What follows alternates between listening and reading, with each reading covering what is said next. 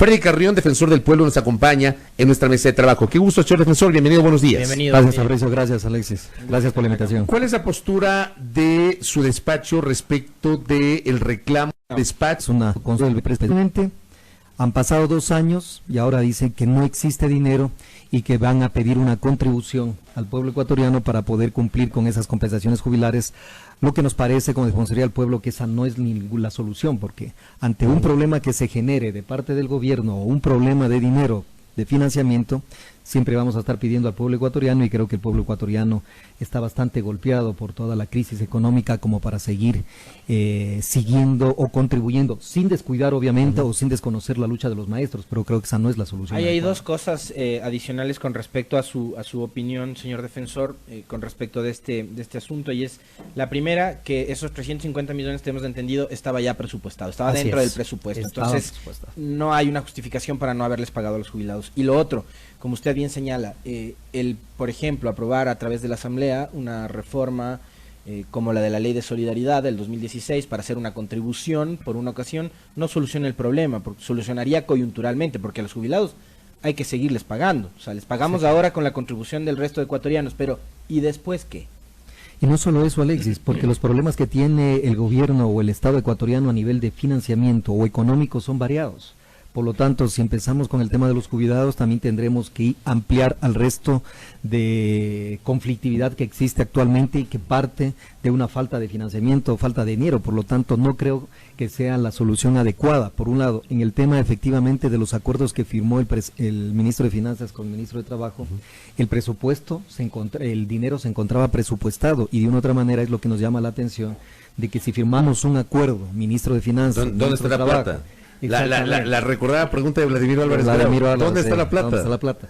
Esa es la pregunta. Porque, déjeme interrumpirle. Ayer estuvo aquí Carlos Berman, asambleísta, que además fue parte de la Comisión de Régimen Económico anteriormente, hoy está en la Comisión de Soberanía Alimentaria, y él recordaba que en el presupuesto, en la proforma presupuestaria que fue enviada al final de 2018 para que rige en 2019, la Asamblea garantizó más de 300 millones de dólares o presupuestó más de 300 millones de dólares para el pago de los jubilados. Entonces, él hacía la misma pregunta: ¿qué pasó con ese dinero?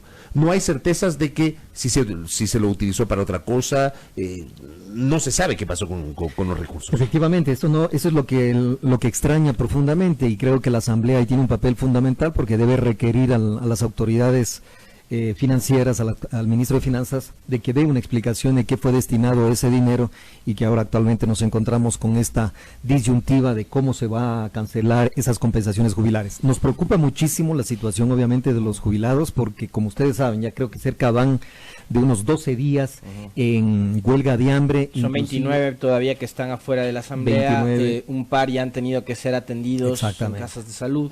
Sí, porque obviamente son personas adultos mayores, su estado de salud no es el más óptimo, justamente por los años, sin considerar el tema de las enfermedades catastróficas de las que muchos de ellos padecen, y pese a lo cual están en esta situación de huelga de hambre que incluso puede comprometer mucho más su salud. Creo que sobre la base de eso es urgente la medida inmediata del gobierno. Se tiene que cancelar ese dinero, no se lo puede hacer en bonos. Creo que sigue siendo un error pretender cancelar en bonos a los jubilados cuando ¿Por qué sería un error? ¿Por qué sería un error cancelar una parte? Porque el gobierno dice no cancelo todo, pero sí una parte en bonos. ¿Por qué sería un error?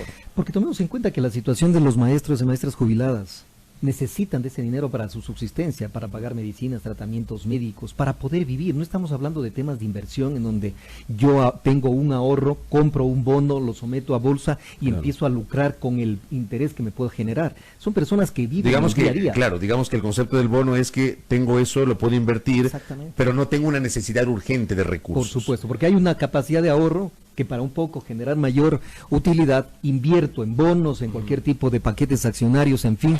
Pero cuando hablamos de los maestros jubilados, no estamos hablando de que gente tiene el dinero para poderlo invertir, sino que lo necesita. Ese sistema sería, digamos, adecuado si se trataría de un proceso de compra de renuncias, ¿no? Por ejemplo. Pero a maestros jubilados, o sea, incluso si nos ponemos a ver desde el punto de vista humano, y yo le entiendo perfectamente su posición, defensor, da cuenta de eso, ¿no? Una falta de sensibilidad terrible.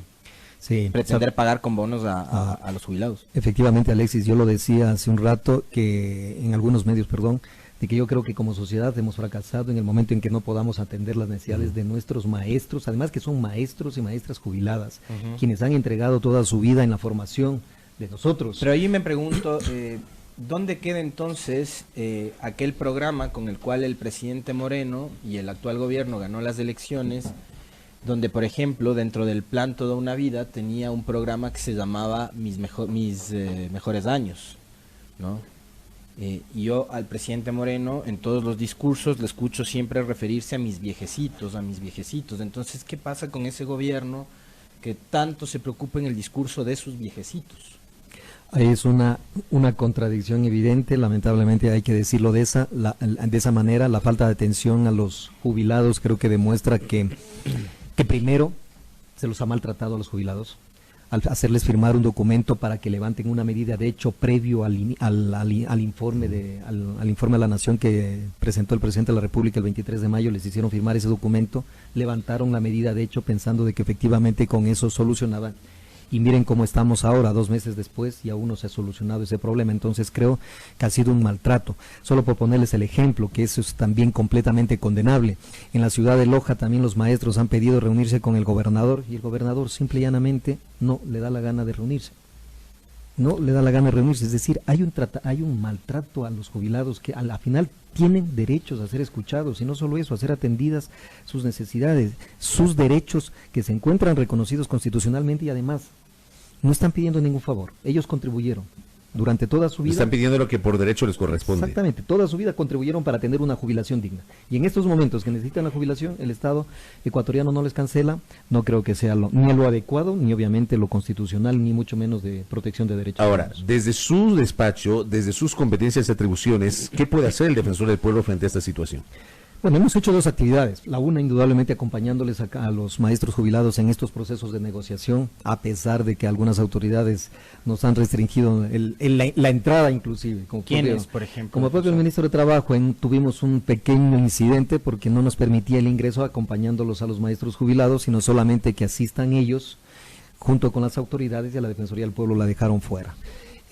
Lamenté ese hecho, lo denuncié públicamente, porque a la final creo que la Defensoría del Pueblo, que a otra autoridad no le permitan ingresar. Lamentablemente nos ven, como dijo el ministro de Finanzas, como agitadores, y creo que ese es un concepto equivocado. No somos agitadores, somos protectores y defensores de los derechos humanos, y estaremos ahí en pie de lucha frente a ellos.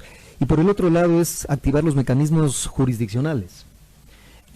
Ante los jueces constitucionales actuaremos de esa forma, pidiéndole que también la justicia se pronuncie y exija de forma judicial que cumplan con estos pagos de las compensaciones jubilares a los maestros. Oiga, su posición realmente es digna de destacar, porque siendo usted parte de una institución del Estado, no del gobierno, hablo del Estado, usted maneja una posición crítica respecto de esto, y una posición de cuestionamiento hacia las autoridades y de defensa de los jubilados, pero no puede ir más allá de eso usted, más allá del acompañamiento y, digamos, de la reflexión pública sobre lo que está pasando. Lamentablemente o sea, no tiene más atribución. Lamentablemente no, es la Defensoría del Pueblo que tiene o ejerce una magistratura ética a través de estos pronunciamientos, de estas posiciones que de una u otra manera tratan de guiar, y que sobre todo la autoridad pública actúe en función de un enfoque de derechos. Creo que esa es nuestra función principal.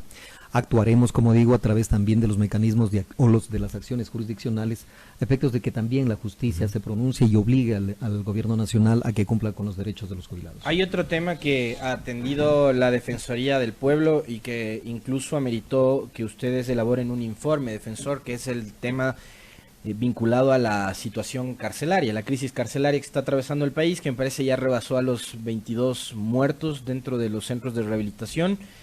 Han hecho un seguimiento ustedes como institución de lo que está sucediendo, y en ese caso las autoridades tanto de la Secretaría encargada del manejo de las cárceles como del Ministerio del Interior han conversado con ustedes, se han reunido para ver qué es lo que pasa y si se está o no aplicando de la manera correcta este estado de excepción en el sistema de rehabilitación social. Sí, Alexis. A ver, bueno, nosotros ahí tenemos doble competencia. La una competencia es la legal, la constitucional, que al ser la Defensoría del Pueblo parte del organismo técnico, del directorio del organismo técnico de rehabilitación social, hemos exigido de las autoridades, básicamente de la presidenta del directorio, la convocatoria necesaria a las sesiones de este organismo técnico, en la que están integradas varias carteras de Estado que tienen que ver con rehabilitación social y también ahí hemos solicitado que incorporen o que inviten a la Fiscalía, al Consejo de la Judicatura, al Ministerio del Interior y obviamente a las Fuerzas Armadas, un poco para estructurar una estrategia que permita determinar que no solamente el problema de las cárceles es un problema de seguridad, sino de rehabilitación. Si podemos tener el control de las cárceles, pero si no podemos tener una política de rehabilitación, vamos a seguir llenando las cárceles, ninguna de las personas privadas de la libertad que cumplan con su pena se van a poder integrar a la sociedad o van a reincidir nuevamente y se convierte en un círculo vicioso. Por ese lado, le habíamos pedido a la doctora Joana Pesantes la convocatoria respectiva que la hizo el 26 de junio. Del 26 de junio pudimos tener ya una primera impresión de cómo se encontraba la situación y cuáles eran los mecanismos y acciones que se iban a tomar, y habíamos quedado que, de acuerdo a lo que establece el estado de excepción emitido por el presidente de la República, nos convoquemos en 15 días. Lamentablemente eso estaba previsto para el 11 de julio, pero tenemos la convocatoria de la presidenta para el 7 de agosto, faltando 8 días para que acabe la prórroga del estado de excepción. No entendemos la lógica.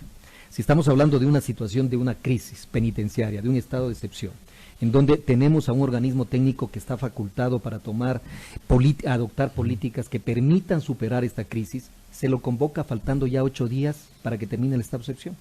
Pero, digo, como están las cosas, no sería nada raro que vuelvan a prorrogar o prolongar el estado de excepción. Constitucionalmente ya no se puede. Ya no se puede. 30 días termina el estado de excepción. Ya no hay forma. Ya no hay forma de que vuelvan a renovarlo. Por eso era mi insistencia, mi reclamo de que esto se lo convoque a los 15 días. Oiga, perdone mi ignorancia, pero cuando ocurrieron los hechos del 30 de septiembre, renovaron el estado de excepción ad infinitum, o sea, fue una renovación constante. Por eso me sorprende, no conocía el detalle de que no se podría renovar. El asunto es que lo que suele suceder no es tanto la renovación, sino la emisión de nuevos estados de excepción. Ya, correcto. En este caso, como se lo emitió por 60 días, la Constitución lo prevé máximo de una prórroga o una renovación de 30 días. Habría que hacer un nuevo decreto. Exactamente. Pero eso podría ocurrir, digo, porque la situación de los centros de privación de libertad no es que ha cambiado. Pero lamentablemente es que con el estado de excepción tampoco hemos hecho mucho. No se solucionan las cosas. No hemos hecho mucho, además. ¿Conoce usted, por ejemplo, qué ha pasado con lo de los guías penitenciarios? Si bien hicieron un proceso para poder vincular a nuevos guías penitenciarios al sistema de rehabilitación social. No sé cómo está ese proceso en este momento. En el tema de los agentes de seguridad penitenciaria se había quedado obviamente en incorporar no sé si unos 500 guías, pero lamentablemente tampoco tenemos mucha información al respecto de que nos digan cuándo lo van a hacer, cómo lo van a hacer, porque toma en cuenta de que una vez que termine el estado de excepción, la policía tiene que salir de las cárceles, las Fuerzas Armadas tienen que salir de las cárceles. ¿Y quién se encarga de esa seguridad? Exactamente, se tendrían que cargar los porque no hay guías, pues claro. Y ahí tenemos un problema adicional, los agentes de servicio penitenciario también están envueltos, algunos de ellos, en temas de corrupción. Entonces, si no controlamos el tema de la corrupción al interior de las cárceles, esto no se va a poder solucionar. No es un tema, por eso decía, solamente de seguridad, de poner un policía o un militar para el control del ingreso a las cárceles, digamos, sino siempre de rehabilitación. al fondo siempre de todo problema es que no hay política pública permanente en el tiempo. Lamentablemente no. Se eliminó el Ministerio de Justicia, que era el órgano rector, por ejemplo, de el control del sistema penitenciario, que se encargaba de capacitar, de vigilar a los guías que, como usted bien señala, defensor, algunos están involucrados también en estas redes que controlan las cárceles, y terminamos también siendo parte del problema, ¿no? Estas crisis han sido cíclicas y creo que de una u otra manera el objetivo fundamental siempre cuando emitimos un estado de excepción es ir aprendiendo de que tenemos problemas muy estructurales que si no se le dan una adecuada atención, esto terminará convirtiéndose ya en problemas endémicos y sobre todo estructurales y sistemáticos, y cada 6 meses o cada año tendríamos que estar declarando crisis penitenciarias de estados de excepción para tratar de solucionar problemas que no se los ha atendido de una manera integral. Sigo insistiendo que este es un problema de política pública criminal y sobre la base de eso se necesitan ciertos parámetros adecuados que nos permitan obviamente ir preveyendo lo que se puede venir de aquí a 6 meses. Si seguimos bajo esta lógica, para diciembre tendremos 3.000, 4.000 personas más que ingresen a los centros penitenciarios, la capacidad ya será imposible de absorberla y generaremos ya no solo una crisis penitenciaria, sino una crisis social, porque eso sigue generando inseguridad y violencia. Correcto. Lo último, señor defensor, ¿le ha dado seguimiento tal vez o tiene alguna preocupación sobre las desvinculaciones que se están dando en el sector público? En los últimos meses mucha gente ha perdido sus plazas de trabajo en el sector público debido a la reducción del aparato del Estado, lo que el gobierno llama la optimización fruto de la situación económica.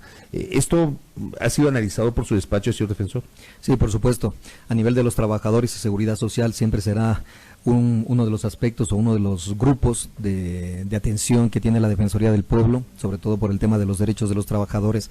Vemos con profunda preocupación porque si estamos en una situación de crisis en donde no se ha reactivado el aparato productivo privado, en donde la inversión extranjera no ha terminado de calar, no ha aumentado la inversión extranjera, en donde de acuerdo a los índices de crecimiento económico del país están, creo que en rojo, no llegan ni al 0.5% de crecimiento. Si sobre la base de eso estamos analizando de que se incorporarán los despidos, estamos hablando de que hay cientos de ciudadanos y de familias que van a quedar sin ningún tipo de remuneración y van a comprometer obviamente su subsistencia. Sobre la base de eso, ellos van a hacer muy difícil que puedan encontrar algún tipo de actividad productiva. Si hablamos que ya estamos en los 5 millones de personas que no tienen el pleno empleo, 5 millones de ecuatorianos que no tienen pleno empleo, sacamos más al desempleo, lo que estamos generando es un caldo de cultivo de explosión social.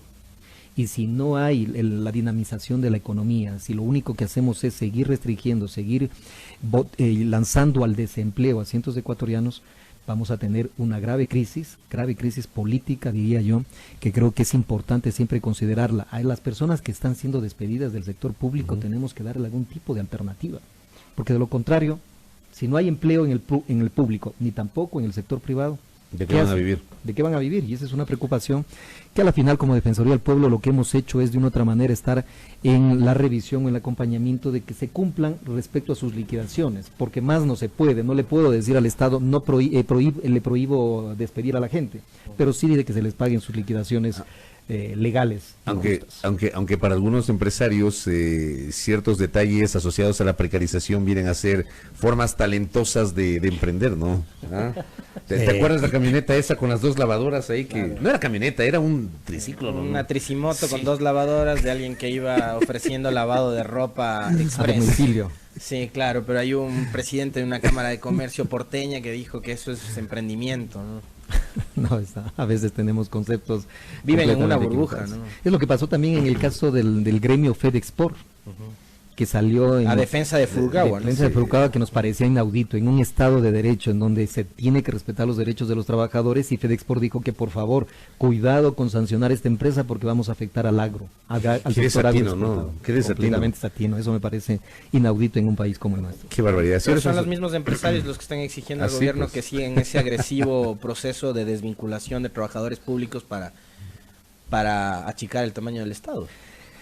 Ese es un problema, porque tendríamos una posición netamente solamente empresarial que no considera de que los problemas no solamente se resuelven desde el punto de vista de la situación más débil, que son los trabajadores. Siempre cuando hay crisis dicen, el problema es que los trabajadores me cuestan mucho. Pero también no empezamos a analizar que el sector productivo a veces no es tan eficiente. Y como no es tan eficiente, lo que quiere es maximizar los beneficios y reducir los déficits o las pérdidas, y lo que hace siempre es, con el lado más débil de la relación, bueno, hay que cortar, hay que bajar sueldos, hay que tratar de que trabajen más, pagarles menos, en fin, y eso se convierte en una explotación, que ahí es el papel del Estado, proteger, regular y evitar que se cometan este tipo de vulneraciones. Muy bien. Doctor, gracias por muy amable. Gracias, Alex. Freddy Carrión, defensor del pueblo, aquí en nuestros micrófonos, 7 de la mañana con 14 minutos en la primera hora.